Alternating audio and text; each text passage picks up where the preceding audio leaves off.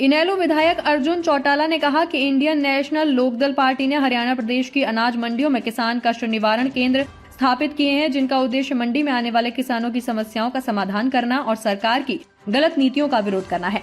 उन्होंने कहा कि सरकार द्वारा गेहूं फसल की खरीद का लेकर जो नए नियम बनाए गए हैं, इससे किसानों को भारी दिक्कतों का सामना करना पड़ रहा है। अर्जुन चौटाला ने वीरवार को पलवल अनाज मंडी का दौरा किया और किसानों से गेहूं की फसल खरीद के दौरान हो रही समस्याओं के बारे में चर्चा की। इस मौके पर इनेलो के जिला प्रभारी उदयवीर सहरावत, वरिष्ठ नेता तैयब हुसैन भिमसिका, जिला अध्यक्ष महेंद्र चौहान, अजीत बाबू, बच्चू सिंह तेवतिया, जवाहर सिंह, महिला जिला अध्यक्ष सुनीता सोरोत सहित अन्य कार्यकर्ताओं ने फूल मालाओं से स्वागत किया। विधायक अर्जुन चौटाला ने कहा कि चौधरी देवीलाल की विचारधारा से आज भी लोग जुड़े हुए हैं। उन्होंने कहा कि चौधरी देवीलाल ने राजनीति से ऊपर उठकर समाज की सेवा करने का कार्य किया। किसानों को सामाजिक एवं आर्थिक न्याय दिलाना इंडियन नेशनल लोकदल पार्टी का मुख्य एजेंडा है। उन्होंने कहा कि सत्ता में नहीं होने के बावजूद किसानों के हितों को ध्यान में रखते हुए इनेलो पार्टी द्वारा प्रदेश के सभी जिलों में स्थापित मंडियों में किसान कष्ट निवारण केंद्र स्थापित किए गए हैं। उन्होंने कहा कि इनेलो पार्टी के पदाधिकारी एवं कार्यकर्ता मंडियों में धरना प्रदर्शन नहीं कर रहे हैं, बल्कि गेहूं खरीद के दौरान किसानों को परेशानी का सामना करना पड़ रहा है, तो किसान इनेलो पार्टी के कार्यकर्ताओं को अपनी समस्या से अवगत करा सकता है और पार्टी के कार्यकर्ता मिलकर किसानों के कष्ट का निवारण करेंगे। उन्होंने कहा कि इनेलो पार्टी द्वारा स्थापित कष्ट निवारण केंद्र के माध्यम से प्रदेश की मंडियों के अंदर बदलाव देखने को मिल रहा है। उन्होंने कहा कि भाजपा सरकार पूंजीपतियों की सरकार है, भाजपा सरकार को किसानों के हितों को कोई लेना देना नहीं है। अर्जुन चौटाला ने कहा कि सरकार द्वारा गेहूं की खरीद को लेकर जो नए कानून बनाए हैं, उसको लेकर आढ़तियों और किसान संगठनों से चर्चा नहीं की गई। ट्रैक्टरों पर नंबर प्लेट पंजीकरण के नए नियम को लेकर किसानों को परेशान किया जा रहा है। मंडियों में किसानों की फसल का उचित दाम नहीं मिल रहा है।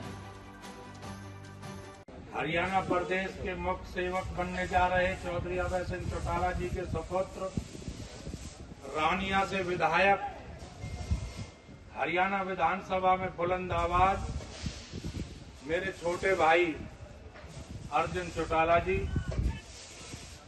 महेंद्र सिंह चौहान जी और सभी सम्मानित कार्यकर्ता, यहाँ पर बैठी हुई मेरी माताएं, बच्चों और देश के कोने कोने से यहाँ इकट्ठे हुए मजदूर साथियों, अब अपनी समस्या भाई साहब को बताना। भाई साहब आ गए। मैं सर्वप्रथम यहाँ पहुंचने पर भाई साहब का स्वागत करता हूं। देखिए, इस देश के अंदर जब जयप्रकाश नारायण ने आंदोलन चालू किया था तो वो एक युवा थे और वो इतना बड़ा आंदोलन था कि उसने पूरे देश की राजनीति को उथल पुथल करके रख दिया था। उसी कड़ी को आगे बढ़ाते हुए आज हमारे युवा नेता विधायक श्री अर्जुन सिंह चौटाला जी और आदित्य देवीलाल जी, दोनों ही भाई अभय सिंह चौटाला जी की जो कमी है विधानसभा में, उनको 19 नहीं बल्कि 21 करके निभा रहे हैं। भाई साहब, मैं आपको बताना चाहता हूं, जब हमने प्रथम दिन यहाँ पर धरना चालू किया तो वही गड़बड़, कोई रोका, कभी कोई फोटू साटू, और जब यहाँ पर नारेबाजी चालू हुई और अभय सिंह जी के बयान चालू हुए तो इन्होंने फिर ओटू फोटू सब बंद और ट्रैक्टर खुल्लम खुल्ला छोड़ दिए। जैसे अभय सिंह जी के प्रभाव से हरियाणा प्रदेश के पलवल के गांव-गांव से आए, कोने कोने से आए सभी किसान व मजदूर साथीगण कष्ट निवारण केंद्र को संभाल रहे वे चला रहे। जिला पलवल के समस्त हमारे बहुत ही सम्मानित और आदरणीय नेतागण और हमारे साथ यहां पहुंचे इनेलो के सभी कार्यकर्ता साथीगण, सबसे प्रथम मैं यहां पहुंचने पर आप सभी को धन्यवाद कहना चाहूंगा।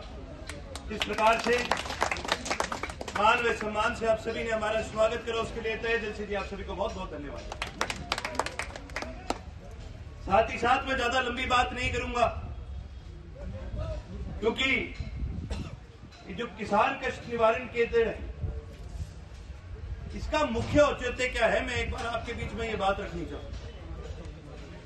देखिए जी, कोई भी राजनीतिक संगठन, जननायक चौधरी देवीलाल की हमेशा एक सोच रही है आज हम लोग उनकी विचारधारा के साथ क्यों जुड़े हुए हैं, हरियाणा के लोग उनकी विचारधारा के साथ क्यों जुड़े हुए हैं, क्योंकि जननायक चौधरी देवीलाल ने हमेशा राजनीति से ऊपर उठ के समाज सेवा करने का काम, सामाजिक न्याय और आर्थिक न्याय, ये दोनों ही एक बहुत मूल है हमारी विचारधारा।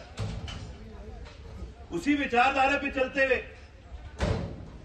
चौधरी अभय सिंह जी ने फैसला करा कि जब हमारी विचारधारा सामाजिक और आर्थिक न्याय की है तो हमारा कर्तव्य केवल उस पर राजनीति करना नहीं है, हमारा कर्तव्य वो न्याय लोगों तक पहुंचाने का है। फिर चाहे हम सत्ता में हो ना हो ये मायने नहीं रखता।